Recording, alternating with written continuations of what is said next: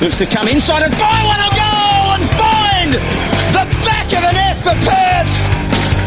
And the Azzurri have come back from 2 goals down to tie it up. Cue the celebrations for the Azzurri.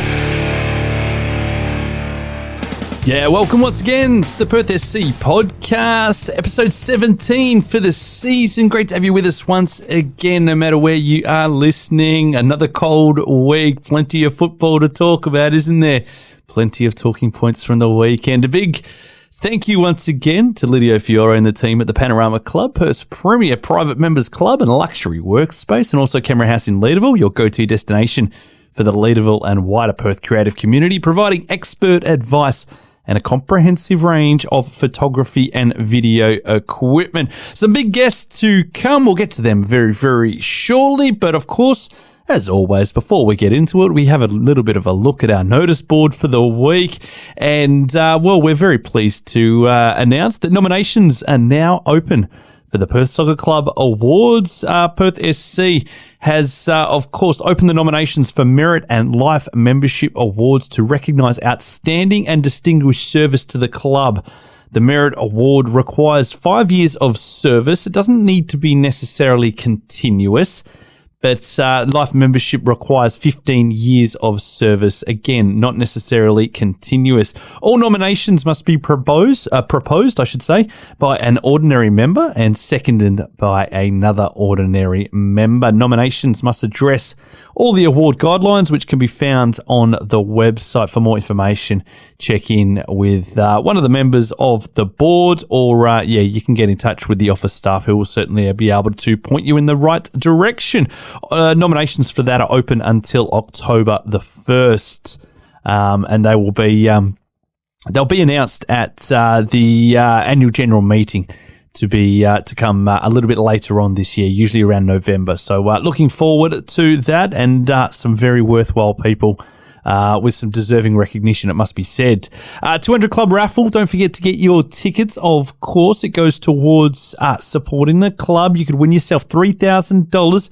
Tickets include your 2026 membership and a spot at our exclusive function before our last home game of the season against Olympic Kingsway at Dorrien Gardens. You can visit perthsc.com.au for more details on that. A big shout out from the club.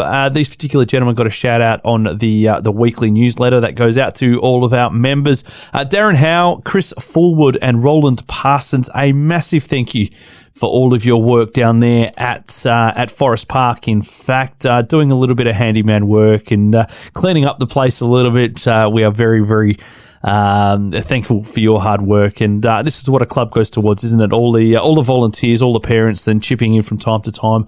A big thanks to Darren, Chris, and Roland for their part in that. Don't forget, of course, our club quiz night is coming on Friday, the August 8th. We're asking all teams to prepare a table for a bit of a night of fun, a bit of banter. Of course, it's a good bit of fun, the old quiz night. So don't forget about that. If you want to nominate yourself a table, get in touch with the office. And of course, a big thank you once again to one of our key sponsors in Borello Vineyards. If you want to order yourself a nice couple of bottles, you can simply head over to the Borello Vineyards website and use the code Perth Soccer Club, all lowercase, all one word, and you'll receive yourself a nice little discount on maybe a nice bottle of red in these winter months. Wouldn't that go down absolutely nice? Of course, make sure you drink responsibly. And big thank you to Borello Vineyards for their ongoing support. Don't forget, just quickly, also, Dorrien Gardens is available if you're having a function, a bit of a do, a birthday. It might be a confirmation. It might be whatever it looks like. A function of some order, a sundowner. Don't forget, Perth Soccer Club and Dorrien Gardens is available. There's plenty of great little rooms that you could hire out. You can decorate them to your liking. There's full bar available. And of course, they've been a home to many a great community sporting event, including the NRLWA Grand Final, Gridiron West events, Football West events, FFA Cup, and now the Australia Cup, of course. So, if that's something that is up your alley, get in touch with the office once again. Right, let's talk about the football. unfortunately, it was a 2-1 loss to Perth Red Star on Saturday afternoon for our NPL men's team. Kenny Lowe opted for a 4-4-2 formation with the back four of Semi Ryak, Sean O'Connor, Federico Achille and Zaid Farah in front of keeper Matthias Zanuski. Michael Scafetta took up his spot on the left wing with Abdul Osman and Jackson Morgan. And interestingly, Josh Keller pushing up the park to fill in that spot on the right wing with Gordon Perkins and Ethan Banks leading the line there for Perth. And it was almost a bit of a perfect start for Perth, who led after about 11 minutes thanks to a Jackson Morgan header from a corner. It was a ripping start. It was a ripping header. And what a way to welcome his time back at Perth for Jackson Morgan. But chasing the game, Red Star, they kind of just started to get on top a little bit, had the better of the opportunities. And Perth keeper and probably, arguably, player of the match, Matthias Zanuski, came to the rescue on multiple occasions. Some outstanding saves, really just showed his quality across the day. So, he managed to preserve Perth's slender lead heading into half time. But they did manage to pull one back, Red Star, through Sonny O'Shea on 67 minutes. He needed a bit of a second bite of the cherry because he couldn't beat Zanuski on that first attempt, but that had the game at 1-1. And then a bit of controversy. Red Star were reduced to 10 players after defender Dennis Gallen threw a bit of an elbow. It must be set off the ball at striker Gordon Perkins. However, Perth just struggled again to take advantage of those numerical numbers. And, it was all looking for a little bit of a stalemate, but a disaster struck for Perth in the 93rd minute as referee Josh Manella pointed to the spot controversially. Plenty of talk about this in the week, judging that Matthias Zanuski had illegally brought down Red Star's Matthew George.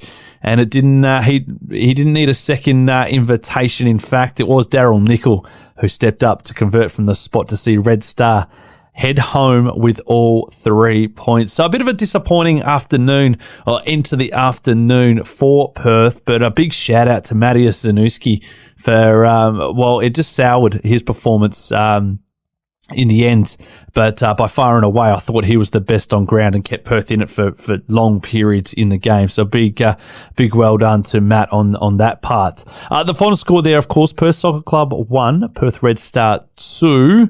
And a little bit of a snapshot around the ground. Stirling had a 2-1 win over Sorrento. Fremantle City drew 2-2 with Florida. A little bit of controversy down there as well. Bayswater, they were comfortable 4-0 winners over Balcatta. Olympic with a 2-0 win over Armidale. And the upset of the round, has to be said, was Western Knights running out 5-1 winners over Perth Glory. So the ladder, and the way that all looks at the moment, Bayswater sitting pretty on 45 points, Olympic on 39 points, Perth Glory on 31 points. They're toe-and-toe with Red Star, who are also on 31 points. Stirling sit in fifth on 25 points to Perth SC on 24 points. Armidale, they've slipped the last few weeks. They're on 20 points. Western Knights on 20 points also. Sorrento on 15. Fremantle on 13. Balcatta also on 13. So a little bit of a look at that relegation survival battle down there as well. And poor old Floriat, they look destined for State League 1 in 2026. Right, a much brighter note, our Perth women are absolutely flying at the moment. They had some really big wins in the last few weeks, and it was just imperative that they maintain the rage, and they did exactly that in another big win in difficult conditions, it must be said, for the Azuri girls as they took on Murdoch Uni Melville on Sunday afternoon. A different looking lineup, a 3-4-3 formation in fact, so a little bit different out of the box there for Tom Glavich's side. Dale Schroeder, she started in goals with a back three of Alana Ottobrino. I think that might be her first start for the season, so congratulations there. Matilda Boehm came back into the side and Violet Longmore. Georgia Cassidy, Hannah Collins, Maya Archibald and Sam Mathers made up the midfield with forwards Ella Lincoln, Louise Tanner and Ruby Marshall. And as I did say, it was wet and windy conditions, and a quick start was kind of on the menu for Perth. It had to be, just in case the game didn't end up finding it all the way through, and the rules around abandonments and everything else like that, especially considering the 21s earlier in the day had been postponed. But it came, albeit slightly chaotically, as Ruby Marshall converted on her second attempt after the first shot was blocked by Murdoch keeper Gemma Skinner. Marshall was again in the action when her shot in the 22nd minute was again blocked by Skinner, but sat nicely for Ella Lincoln to double the advantage for the Azzurri girls. Marshall was in the thick of it, in fact. She then turned provider for youngster Louise Tanner to finish calmly at the back post, it must be said, to make it 3-0 for Perth, and in what could be a contender for goal of the season. Defender Matilda Boehm volleyed home brilliantly from a Georgia Cassidy free kick to again extend what would become an unassailable lead for Perth heading into half time.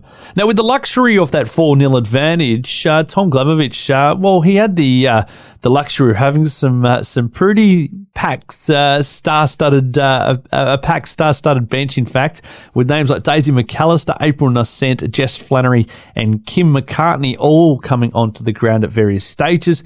And a big shout out to young keeper, in fact, in Emmy Ingri, who saw some minutes late in that second half.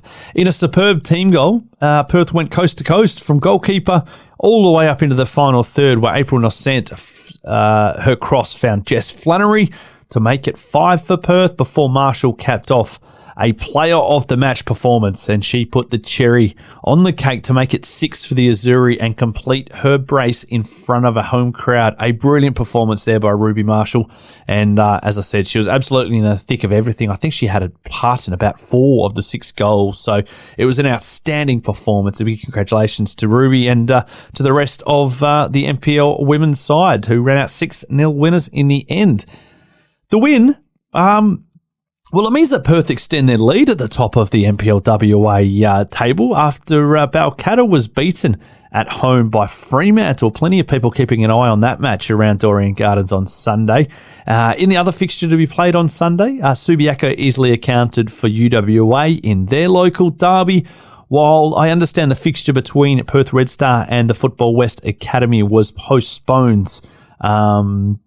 So we'll look for an update of that fixture in the coming weeks. The table, the way that looks at the moment, Perth sitting pretty on 38 points. 5 points back on 33 points is the Football West Academy. Perth Red Star and Balcatta sit on 31 points.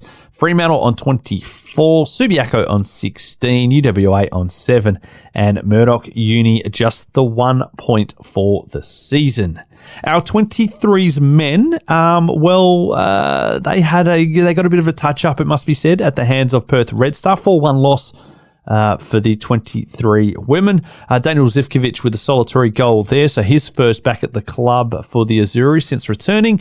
Our 18s men, a narrow loss to Perth Red Star. Harry Surtees and substitute Orlando Riccadello on the score sheet there. And finally, for our 21s women, well, as just mentioned a little bit earlier on, there was no match played due to the inclement weather, so that is a postponement there.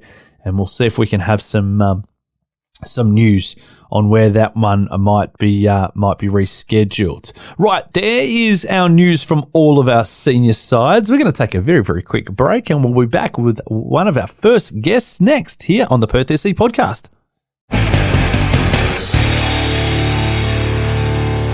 Welcome back to the Perth SC podcast. Well, as mentioned a little bit earlier on, it was a bit of a disappointing end to the fixture on Saturday afternoon. Controversy all round. Of course, that penalty has been much spoken about.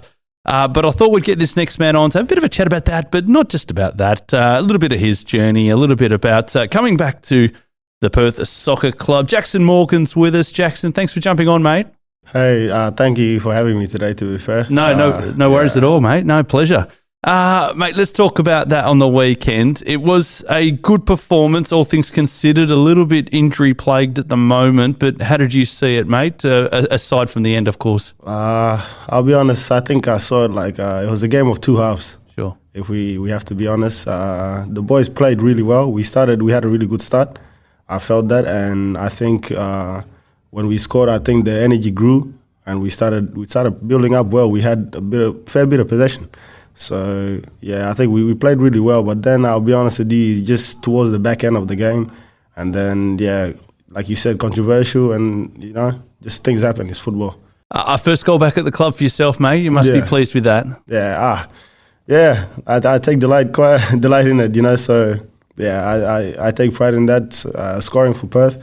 It's a big thing, big club, big history. So, always getting a goal is always, you have a smile on your face. Mate, take us through it. Of course, that corner came in from the far side there, mate. You seem to have just, you met it nicely and you saw it pretty early, did you? Yeah, I would say it was rehearsed because I spoke to Abdul before the corner. I was like, remember what we did our training? And then he was like, he knew, so stuck it in the front post, and yeah. You came off, unfortunately, with a little bit of abdominal injury, mate. How you feeling about things at the moment? Yeah, I came off around the 16th minute, and it was due to my abdominal pain. So I'm feeling better now. So I think by next week I should be back ready to go. Obviously, you've got to be a little bit careful on what you say. Controversial ending. It's been debated all across the Perth football community, penalty, no penalty, and how that all ended up there, mate. How did you see it? From looking from outside in, I'll be honest with you, it's not a penalty any day of the week. That's what I think. But the thing is, that's my opinion. The game's about opinions at the end of the day, and the referee has the last call. So I think he made the final call, which I don't agree with, but it's football. Yeah, no, absolutely. And as I said, it's a big talking point, and many people are making many points the same as you are.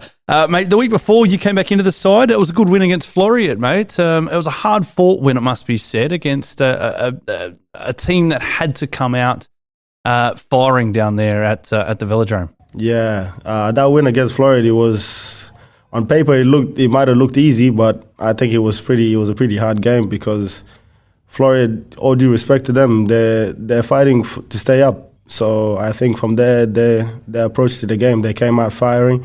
They changed it to a very physical game, which, for us, we like to play possession based, but at the same time, we have a bit of physical, power there.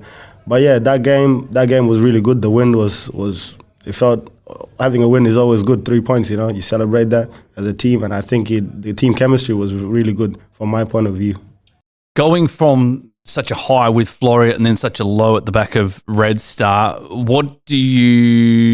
firstly, what's the feeling within the group at the moment, and how do you make sure that you can maintain that rage and just finish the season as best as you can? I think there's a bit of optimism amongst the boys because we're just focusing on us as the group. So it's mainly that I think what we can do is we always go into a game with a mindset of taking the 3 points and concentrate on what we can do and how we can affect that positively, So we're hoping, fingers crossed, maybe if a team from the top four slips up and we continually get the 3 points, I think this is very good for us. But I think being optimistic is the best way, and that's what we're doing amongst ourselves. The man of the moment on the weekend was, without a doubt, Masius Zanuski, the Polish goalkeeper there, and I thought he was outstanding. And it was just disappointing with the way that finished up. How's the team been getting around, Matt, on what's probably likely to be a difficult few days after the match? Yeah, the boys just like any bunch of group, we just told him, mate, don't worry. We know that it wasn't a red card, and nobody's getting on his back. We're just all together there, because to be honest, the game he played was outstanding. It's 10 out of 10 game, then that to happen, it's a bit of spit on the face at that in a sense, but. For him, we just got around him and we told him we just keep on moving. It's not a problem. Yeah, someone at the club just a little bit earlier on said that his performance alone was worth the $10 entry fee because he was absolutely brilliant and kept Perth in the game for large periods there. Mate, I wanted to talk a little bit about your story as well. It's taken you to some pretty far-flung places. You started off here in Perth? Yeah, I started in Perth, yeah. And then you headed overseas or over east? I went to Germany. Germany. Was it Mönchengladbach? Yeah. How did you find that experience? It was eye-opener, if I have to be honest. Yeah, it's something that I would say if I had to explain to the younger generation, it's something that you cherish. Yeah. Yeah, it's yeah. How did that move come about? Were you scouted or were you spotted, or how did that all? It was through a mate that that's also like an agent at the same time. Sure. So that came across through there, the opportunity, and when I heard of it, I just took it with two hands. I said, nah, I had to do it. I mean, Mönchengladbach's a massive club too over there in Germany. How did you find the experience? It was good. It was really good, and footballing wise, I think is the best that I've seen. Not seen, but best that I've experienced over a season. So and moving over to, I guess, such a foreign country after being growing up in Australia for a long time, mate. How did you find the cultural differences and everything else like that? I experienced culture clash. Yeah, like the language. Yeah, and then also the food. I had to learn how to cook over there. Yeah. So it was kind of hard. How did you go? Well, like eggs and sausages, mate. Yeah, it was very hard, but afterwards you get used to it, you know. Yeah. Are you a bit of a chef, are you, mate? Do you like cooking? Yeah, here and there, make my pasta. Yeah. What's the specialty? What's the Jackson Morgan specialty? If you were going to impress a girl. I would. My curry. Curry? Yeah. Oh, nice, mate. Curry, yeah. I'm going to come over one of these days, mate. Yeah, mate. Never mind about the girls. Never mind the girls. I'll have it. And then you ended up in Iran, which is, I guess, another polar opposite of cultures and the people and languages and everything else like that, mate. How did that move come along? That came along through a manager. He was my manager for South Sudan. Sure. So for the national team, and he had a person, a mutual friend that was also an agent in the Iran. So he was getting players for the Iranian league. So he said, "Yeah, come look at these boys. Maybe you might fancy one or something, you know." So that happened. The opportunity came, and also in my head I was like, "That, you got to take that chance." So I went over there. So who was the club you were playing with in Iran? So they were called Shar Khodro. Okay. I've got to admit, I don't know too much about. The only thing I know about Iranian football, unfortunately, was, and we don't like talking about it too much in Australia, but 1997 when Iran knocked Australia out. Yeah, in Australia, yeah. We don't like talking about that too much these days, but I mean, you talk about culture clashes when it came to Germany. This must have been on another level, though. Yeah. This was, the first day I arrived there, I didn't eat for a whole day because miscommunication. Is that right? Yeah. Didn't know the language, but we didn't know where the kitchen was. Yeah. And apparently it was just upstairs. So the whole day we didn't know. So was it mainly Iranian players playing in the domestic league, or was there a few foreigners in there? Or? Yeah, there was foreigners, a couple of Brazilians. Yeah, you get here and there, like maybe some German players. You get a mixed bunch, from the Slavic countries too. Sure. Did you manage to come across many players that you knew either through the South Sudanese system or through the Australian system? Yeah, there was wherever, just in your travels, yeah. In Germany, I met a couple of the boys over there. Yeah. So new friendships, but they're also from Australia. Yeah, okay. The likes of Alu. Yeah. Alu, and then he was at Stuttgart, wasn't he? Yeah, Stuttgart, yeah. And then Mohammed Adam. Adam, yeah. Yeah, so them boys, I met them in Germany over there. Mate, what do you think is some of the biggest lessons that you learnt on these travels to some of these far-flung places? Wow. I think just self-belief. Yeah. Self-belief, and obviously being independent, that's a given, but I think self-belief and learning that, there's more to football than just it being on the pitch. Obviously, you played a role in the South Sudan national team as well. Were you born in Australia, or were you born in South Sudan and then came out to Australia? Yeah, I was born in Sudan at the time. It was one country, of course. So I was there, and then only for 3.5 months. Sure. And moved to Egypt for 3 years, and then came to Australia when I was 4. So I guess the family must have been hugely proud when you could represent the country of your heritage. Yeah, they were proud. Yeah, they were happy, and also mixed emotions because it was my first time going back in 2019 after 21 years. Sure. So it was kind of like it was, yeah. You played, I think it was 17 caps for South Sudan. How did you go in those 17 matches, mate? And give us a little bit of an insight into South Sudanese football. So I'll be honest with you, it was a whole cultural clash, for me, because I mainly grew up over here. Yeah. So going back there, it was foreign for me. Sure. So it was a challenge in itself. But from the footballing aspect, I think it was different because it's much more physical approach to the game, and but the players over there, you can't underestimate them because you might think that you are dominant or superior, but they are good in their own rights. So I think over there was an eye opener, and throughout the 17 caps, I've learned a lot. I've seen players that I would say top level, world class, and I can say that it's just a roller coaster. If I have to be honest with you. You ended up over in Victoria with the Bentley Greens, mate. Something that's always interesting is how we compare the two systems over there in whether it's New South Wales, Victoria, or over here in Western Australia, mate. How do you see that? That's a question that's been thrown around a couple of times. Yeah, and I'll be honest with you, I think it's just with the difference over there, it would be the approach to the game. Say they take on a more aggressive approach to the game. Sure. So compared to us over here, it's maybe technical, but over there it's much more fast paced. Yeah. And it's direct goal focused, goal orientated. So they're just going from A to B. That's sure. So yeah. But Bentley Greens that's the stadium next to the golf course, isn't it? Yeah. Yeah. I've been out there once, I think, and that's the one. That's the one for an Australia Cup match many years ago, mate. You're back at Perth now. Yeah. It must be great to be back. Home city, home state, plenty of family around as well. Yeah. Yeah. Plenty of family. Yeah, grew up here since 2003, so that's all I know, Perth. Yeah. So Perth. Where did you play your junior football? So I started in Dinella White Eagles. Sure. My cousin was the coach, so he just told me come down. Yeah. Went up as a striker, and then from there I went to, it would have been Balcatta. Yeah.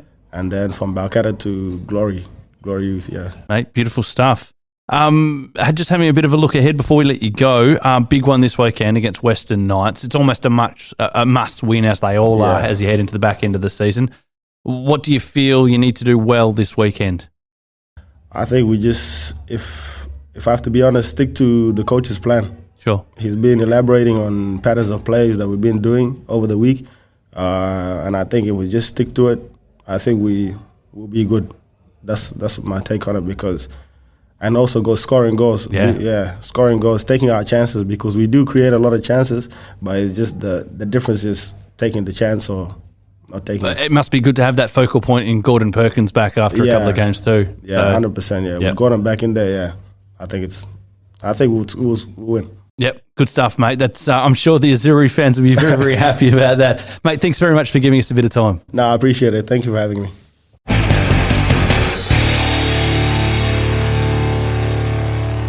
Big thank you to Jackson Morgan, who joined us a little bit earlier on. We'll turn our attention to the women's side of the game. What a win it was on the weekend. A 6-0 drubbing of Murdoch Uni Melville, and a player who played a huge part in that. It was only right to get her on. Ruby Marshall's with us. Ruby, thanks for jumping on. Thank you. Thank you for having me. No worries at all. Hey, you must be stoked, firstly, with the team performance and the big 6-0 win. Yeah, 100%. It was great, yeah. I guess it was, more importantly, coming off the back of some really tough games, it was just so important to, and it still is, to just maintain that rage as you get through the next few weeks. Yeah, it was nice to have a break from a bit of the bigger teams. Obviously, we still have to go in 100% against Murdoch.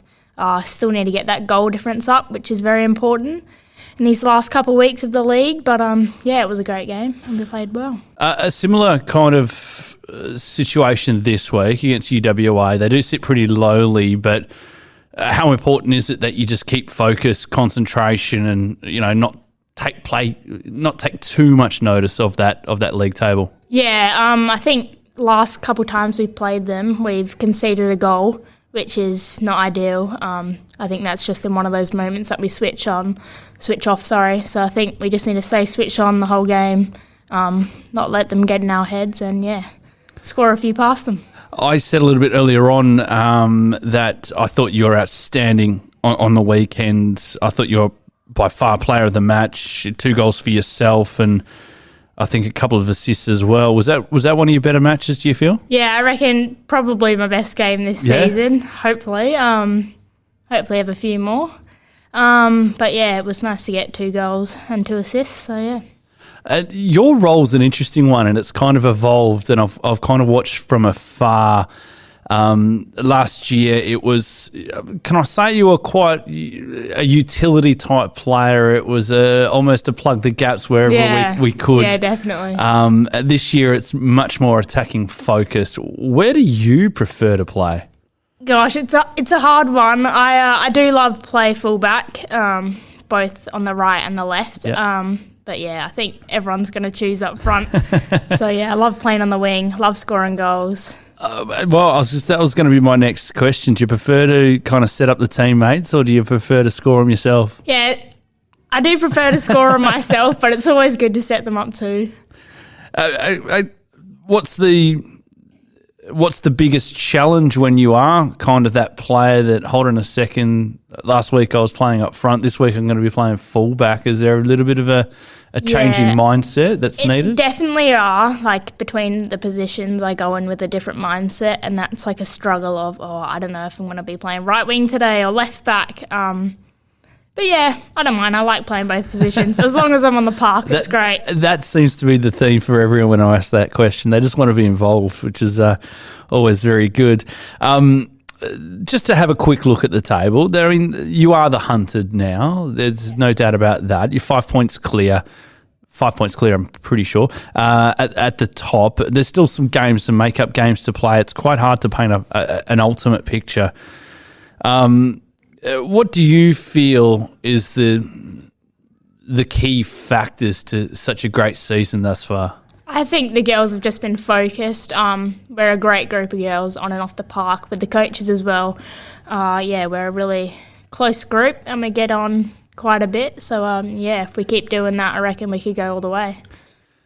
Take us a little bit into your story. Am I right in saying that you started up with Northern Redbacks? No, I started up at Joondalup City. So Joondalup City. Off that end, but they were more of our rivals. So okay, sorry about that. I played with the boys for 9 years. Yep. I was an associate at NTC for 3 years. I didn't want to play full time because I enjoyed it with the boys. Sure. And then came here for this is my 3rd season at Perth and been loving it. What was it about playing with the fellas that you kind of enjoyed more? Is it that physicality? Yeah, am I right saying that? I loved being physical, especially with the boys. Yeah. I could get right into Throw an them. elbow. And they wouldn't expect it, which is crazy. But and the game was just a lot faster, I figured, with the boys. You've been involved in the system a while now. How do you see the competition evolving? Yeah, it's been amazing. Since that first year, I played under 21s and then got pulled up to the first team. Yeah.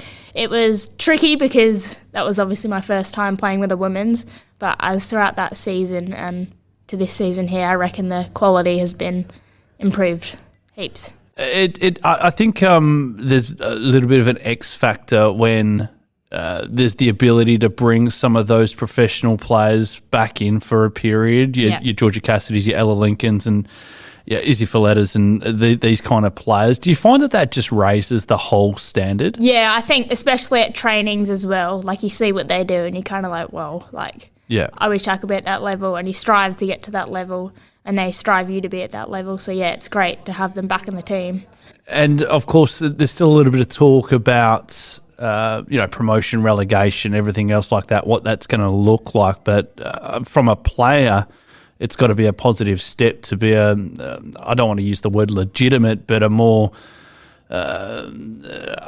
esteemed type of setup, if you like. Yeah, I agree, Yeah, so it's going to be interesting to see the way that all goes, and I guess the whole football landscape. How did you first get into playing? I used to be a dancer. Yeah. And my cousin used to play, my brother used to play out the back with me, and then I thought, I'll give it a go one year, and then smashed it in the under sixes, and then I was smashing it all the way with the boys. My last season with the boys, I won Coach's Player and Players Player. Is that right? Which was under 16s or under 15s, Yeah. I believe, which is pretty good, seeing I was the only girl left in the competition. But yeah. Do you play any other sports or? I don't. No? I don't know. I was just wondering about dancing, but I guess transferable type of skills. I mean, obviously just that athleticism, that maybe flexibility and Yeah, I kind of quit thing. dancing very young. I'm definitely not as flexible as before. How have you found playing under Tom this year? Yeah, I love Tommy. He's a great man on the pitch. He really cares about us, which is a great aspect. And he always pushes us to be our best and do our best. It was I was going to give him a bit of stick out there when I saw him earlier, and I was going to say he's kind of pulled out a little bit of his Jose Mourinho with that formation on the weekend, Yeah. the old 3-4-3. I was like, what's going on here? But it all paid dividends for against Murdoch on the weekend. What are some of your personal goals for the rest of the season? Gosh, hopefully win the league, win the top 4 cup. I think, that's it pretty much. I mean, it's got to be league focused now, surely. Yeah, 100%. In the box seat, and I mean, what does it mean for this group to be the first team to be able to bring a women's NPL trophy to Doreen Gardens? Yeah, it would mean heaps. It'd be my first time as well. My first trophy was the State Cup last year, and that feeling is just amazing, and I'd love to feel it again. It'd be great if we could bring it back home. A bit of I guess, one out of the box here. If you could give your younger self a little bit of advice with what you know now when you first started your football journey, what would it be? It would be just run through the middle, take him on, score as many goals as you can. I used to do that when I was little. Just Maradona style through the guts. Pretty much. Yeah, run it up the guts, as they say. And this weekend, UWA, what do you feel you have to do well to ensure that you can not only get the result, but the performance to match is the ultimate goal as well? Yeah, I think we just need to stay focused, take our chances, stay switched on the whole game, not let any goals past us, let alone score as many goals as we can. But I think we just need to stay focused. I think that's the main thing. How are you finding this weather at the moment? Cold nights for training and cold weekends? Bit freezing, got to wear the skins every game, which I love. I love wearing the skins. And it must be good to just see, plenty of support that still keeps coming out even in this cold weather as well. Yeah, it is. It's great when you score a goal and you look up in the stands. It's pretty great to see. Awesome performance on the weekend. Let's hopefully, mate, you can repeat it this weekend, and all the best moving forward. Cheers, thank you.